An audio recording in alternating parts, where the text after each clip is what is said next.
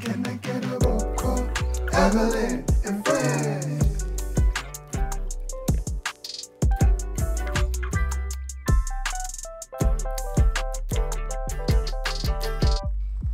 Welcome to episode 2 of Evelyn and Friends. Yes. Hold on. Is that consistency? Yes. Let's keep that ball rolling, shall we? Hey, Iris.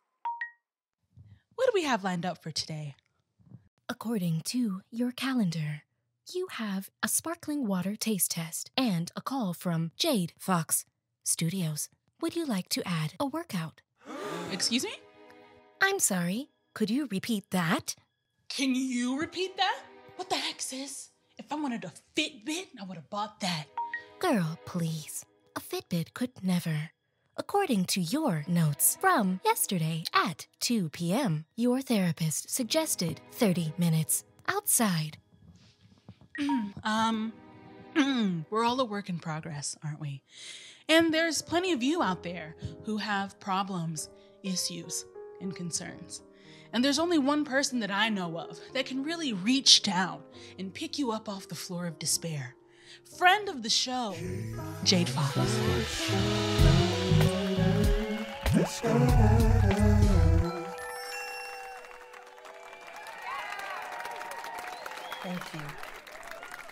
Thank you. Welcome back to the Jade Fox. I haven't even said it yet. Can I get it out, please? The Jade Fox Advice Show. Appreciate y'all. Thank you. Thank you for that. Oh, all right.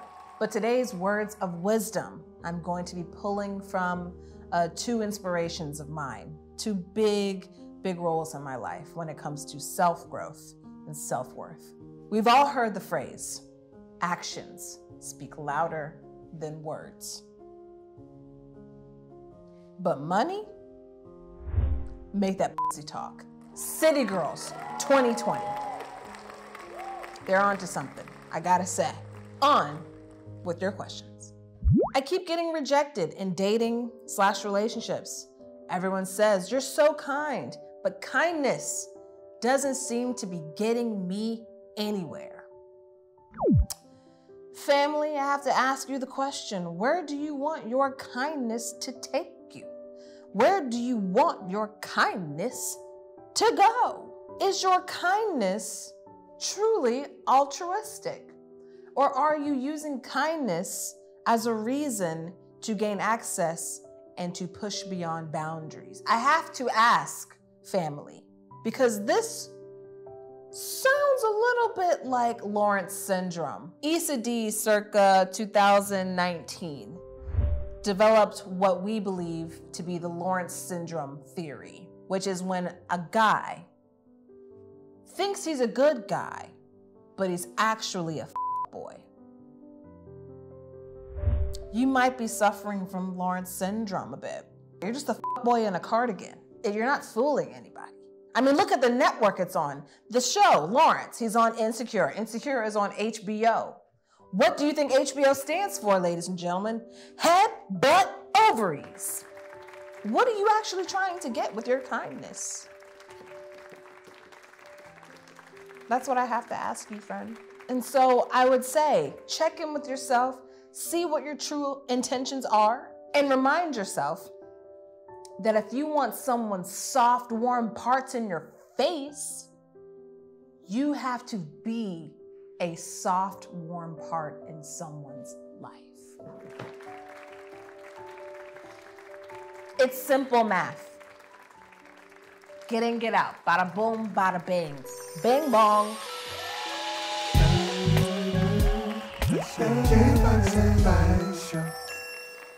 Yeah, I would agree. So today I wanted to talk about something that isn't trending anymore, algorithmically speaking, but it's still very much a hot topic. And that is the concept, I do not dream of labor. Now, I've done no research, none to speak of. I just wanted to chat with a friend, right? So, hey, Iris, who's our guest today? you have an interview with Hallease. Now I know you know that don't sound like nothing. Spell it out. Hallease. Now say it. Hallease. Okay, one more time. Hey, Lisi. That's even worse. Hallease. Slow it down. Hallease. There you go. Go ahead and save that. Never again, okay? Evelyn and friends. Welcome to the show. Oh, So, we out here. We out here. Well, are we going to be out here? Because today's topic is about the I Do Not Dream of Labor movement. A fascinating trend. This is more of a conversation than an interview because we're both inside labor. We are both very much inside labor.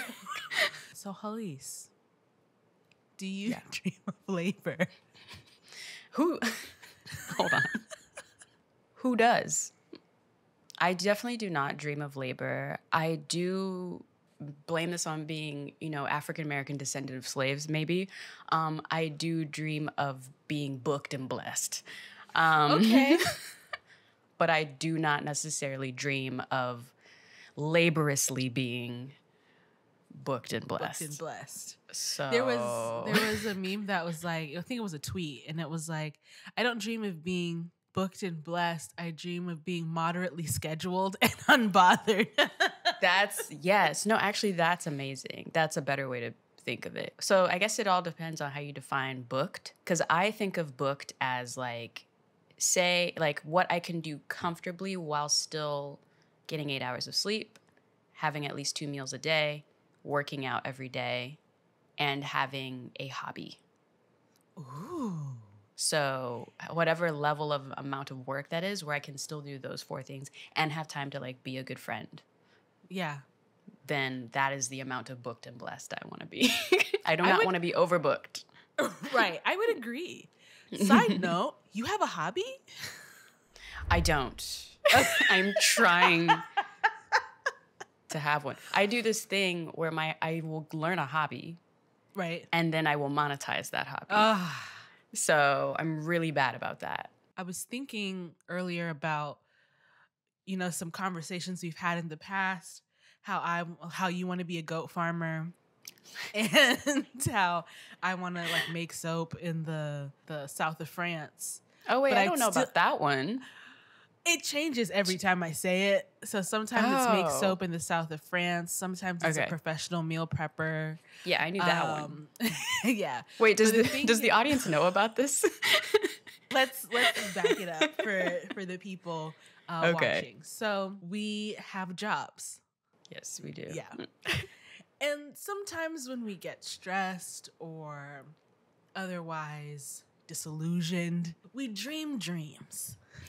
Big dreams. I would become a goat farmer, and I would have goat cheese. I would make goat cheese, and I would feed my goats, things like different herbs and stuff to make the cheese be on and poppin'. And and it's because I watched KLRN or something one night, the local PBS channel, and they interviewed goat farmers, and I was like, this is amazing. This is a vibe. I would totally do that, and my company would or my farm would be called Totes Ma Goats Cheeses, and I see it as a little goat who's holding some cheese, and I'd be just chilling at farmers markets. Yeah. Wow. How many and I'd goats? Be a smooth herd. I would have 50 goats minimum. Wow. Yeah, I would own land, and I would package my cheese and have overseas distribution. Look, I'm already doing the most in the. For me, I dream of being a professional meal prepper because I like chopping vegetables. That's one. Yeah. Number 2 is making soap. Making soap in the south of France. Oh my There God. is this YouTube channel. I forgot her name, but she lives on some island in Canada, and all she does all day is make soap, and I dream. And I think it's important to note that in our in our daydreams, it's still work. Mm-hmm. So what is it that we think we're avoiding Yeah. by having these dreams? I think we're avoiding, I know I'm avoiding the internet. Mm-hmm. Like, full stop. I know I'm avoiding the internet. I'm avoiding having to have a personality. A great personality isn't going to hurt, but you don't need one. Or if you do, you only have to have it on for like a 30-minute interaction. And so I think it's that. And I think also the tangibility, you know, everything we do is ones and zeros. Yeah. Hey, it's in the ether. It's in the wind. Dust in the wind. And it just goes onto this server thing, and then people watch it, and it's like, and then even like the payback is just more data. So it's like how many views or likes or there's nothing like I satiated someone with cheese, you know? And I think the internet aspect of it, what gets a lot of people is its kind of infiniteness. Oh, yeah. Whereas, you know, tilling the land, there is a season of harvest, there is a season of dormancy, there is hibernation. I don't know if goats hibernate, but I bet there's a time where they're active and a time maybe where they're chilling. Which, by the way, I know it's like mad work to be a goat farmer. Yeah. Like, it's stupid work to be a goat farmer. Like, the farmers are going to enter the chat, and I'm like, y'all, I know it takes mad work. I'm from Texas. I get it. So I grew up around a farmer, so I kind of know a little bit about it. But he did mostly cattle. Anyway, there's like, there are like cycles of things to do. And similar to what we do, there is always like work to be done. But also like when the sun goes down, it is what it is for the day. we could collab. We could technically collab. Out of goat's milk, yeah. It seems like the inevitable next step for the next generation. So I feel like our parents' generation was like, get a good job that's solid, you know, you're a solid foundation. Are you gonna love it? No. You love your family though, right? Yeah. Like, love is for families, not for jobs. That is so poignant. You work at the same place. If they do right by you, do right by them. Mm-hmm. And then our generation was like, well, I want to do many things. So how about I work here for 2 years? Then I go to the next place for 1.5 years, and then the next place for 3 years. Maybe I'll even just work for myself. Yeah. And then the next generation is like, how about we don't work? I think the discourse around the I do not dream of labor movement is interesting because you really have to define what you mean. Do you mean you don't dream of working? Because that's just not realistic. Or is it that you dream of gainful employment, which is hard to come by in these trying times? I remember it started popping up in my feed, like one chick that was like, I think kind of started it. And I remember watching her video and being like, I completely understand where you're coming from. This is a very privileged position to have. Like so much, the Maslow's hierarchy of needs. Oh, yeah. Like, you know, it's a pyramid or whatever. And the base is like sleep and, you know, safety, shelter, you know, and she's like way up here to tippy top. You know what I'm saying? And so it's like, you have so much now space in your mind to think about your overall purpose and desires out of life, which just for most of the United States, because capitalism is just not something people can do. So that's my like critique of the I don't dream of labor stuff. But also it was kind of like, wow, I have enough Maslowian needs met, or I can understand where you're coming from. Right. So it's the Spider-Man amen. Need, I don't know what a society looks like where you're not doing something. I also think humans in general need some sort of like purpose or like drive, even if it is like living just to make sure your grandma gets to the thing. You know what I'm saying? Like we need something. And then I don't dream of activities. And it also doesn't kind of explain like that everyone's idea of success is actually vastly different. I've noticed a trend of people doing atmospheric jobs returning to more tactile jobs. It's a cycle. So people in tactile jobs might be tired of it and wish they could sit at a desk for 8 hours and click around. Yeah. So I don't know. It's complicated. I also feel like you kind of have to have both versions of this for the I don't dream of labor to succeed. Because what I'm starting to see is that I don't dream of labor people are basically becoming, in a weird way, kind of like another subsect of self-help and like 4-hour work week, and like they're becoming like the foils to the Gary V. But here's the thing, those people still need, like, they're still working within the capitalist system. So like they're uploading videos to YouTube, getting a lot of AdSense revenue. Like they're gaining money off the fact that people want their lifestyle, and they're using the fact that people think they want their lifestyle to continue their lifestyle. Like I think one of them was like, yeah, you know, I'm an influencer, like acknowledged that. And that is how I'm making money.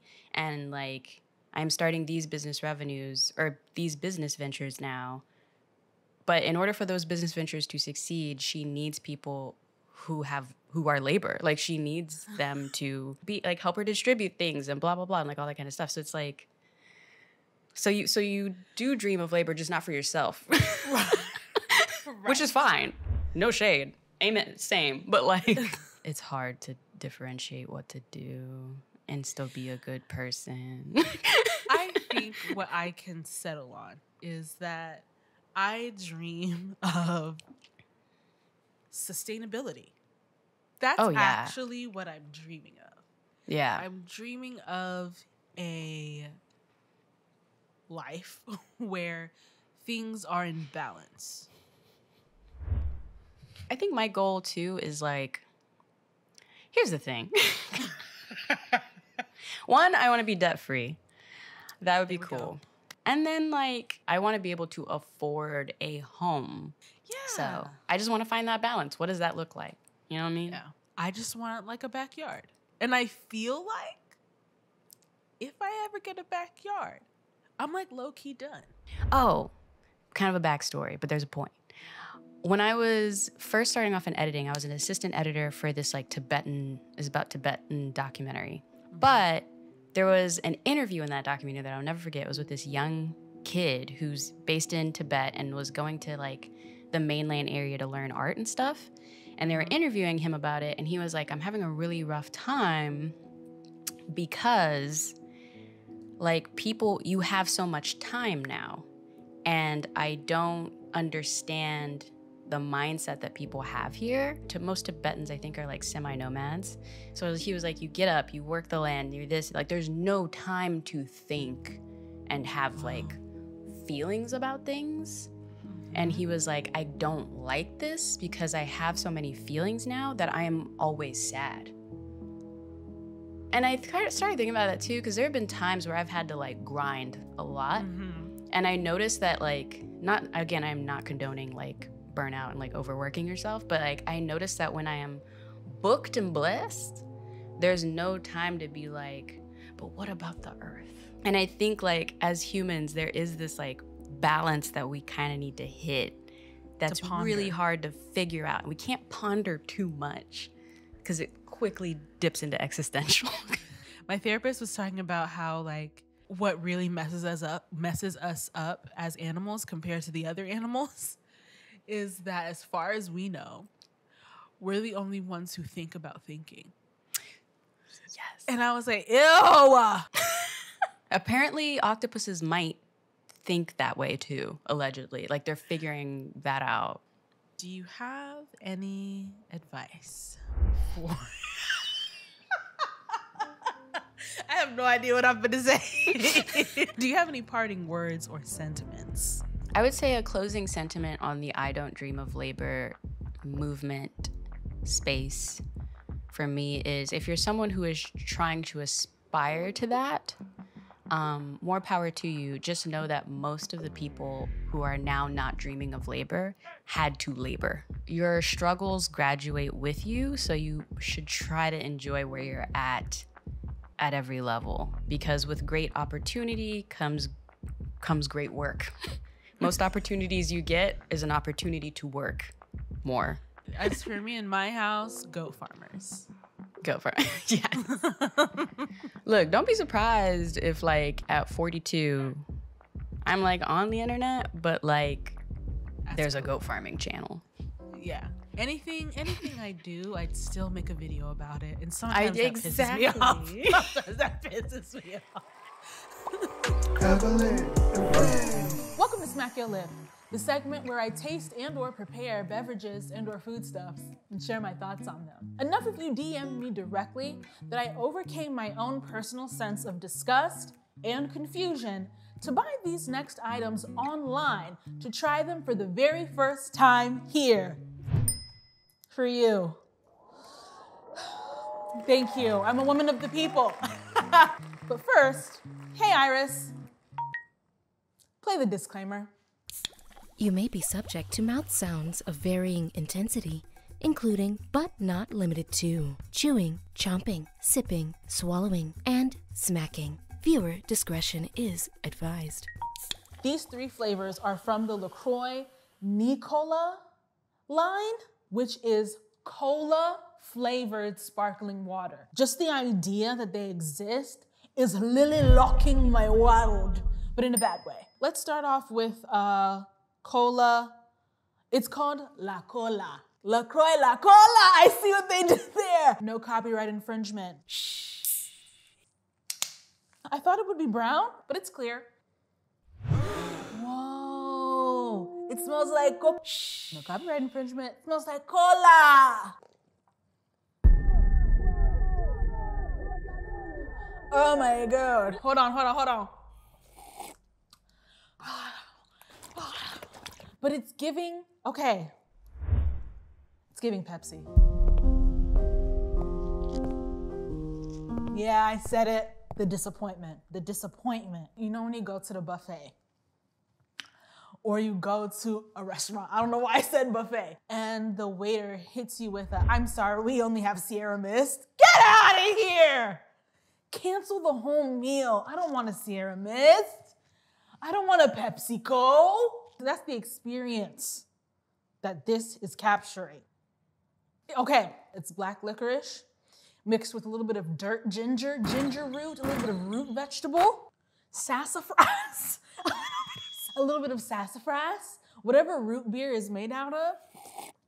I'm gonna give this a 0 out of 5 smack your lip emojis. This next flavor, coconut cola. What am I hoping this gives me? I'm hoping it gives me, you know, like a Malibu and Coke, you know? 19 years old and just trying to get a little something popping. You know what I'm saying? Shh.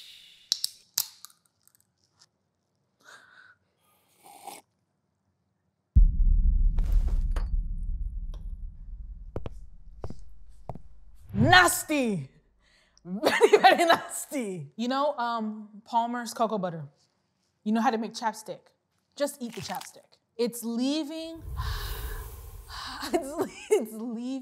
okay, in the perfume world, I believe it's called gourmand. It's leaving a fragrance in my mouth. Not a flavor, but you know, like Teachers Appreciation Day. You know, like my mom's a nurse, she gets like Happy Nurses Day, and the gift basket be full of the lowest quality lotions and hand sanitizers on planet Earth. Your hands, it's actually going to make your hands dry. That's what this is giving. To be fair, I don't know if it's to be fair, but to be real, I'm not a fan of coconut anything, really. You know, sometimes a kid's flip-flop or like a bathing suit bottom will say that they've infused it with sunscreen, something stupid. That's not how sunscreen actually works. That's what this is.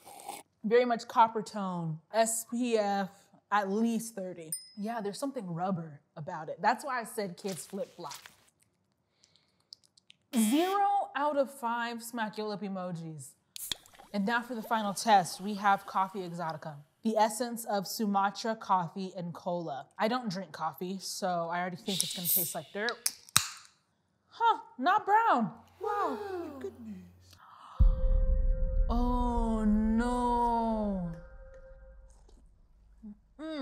I don't know how they do coffee, but scrape whatever is left at the end of the day, put it in sparkling water. That is foul. That is.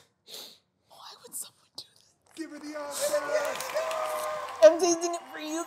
I'm tasting it for you guys. Wow, it's like they nailed it, but at what cost? It's giving Nespresso dust, pure coffee cocoa dust in my mouth. It's like a coffee crumble crunch, but it's not a 0.